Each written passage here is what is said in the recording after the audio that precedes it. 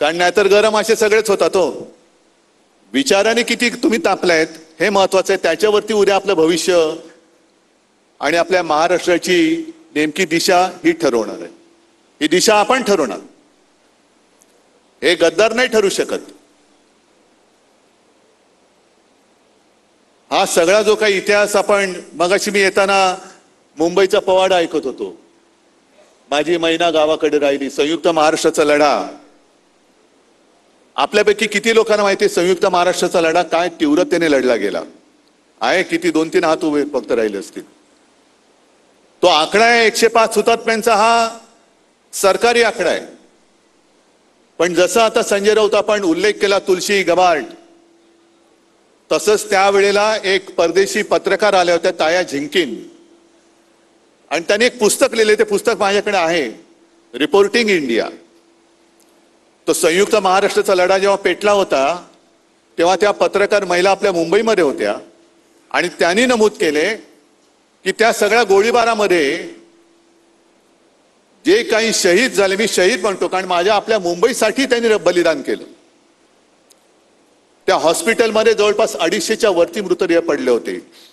आकडा 105चा आला आणि 250च्या आसपास मृतदेह त्या स्वतः पत्रकार महिलेने पाहिलेले. आणखी किती जणांना त्यांनी गोळ्या घातल्या असतील त्याची काही नोंदच नाहीये.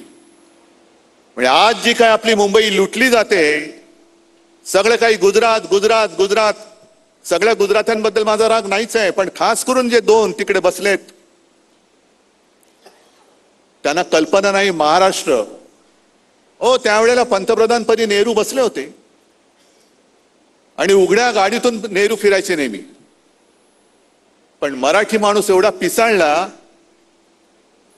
की नेहरूंना सुद्धा बंद गाडीमधनं महाराष्ट्रामध्ये फिरायला लावलं त्यांनी. तुमची मस्ती इकडे नाही चालणार, कोणाची मस्ती खपून घेणारा महाराष्ट्र नाही. आणि छत्रपती शिवाजी महाराजांचं नाव घेणं, छत्रपती संभाजी महाराजांचं नाव घेणं कोणाला शोभतं?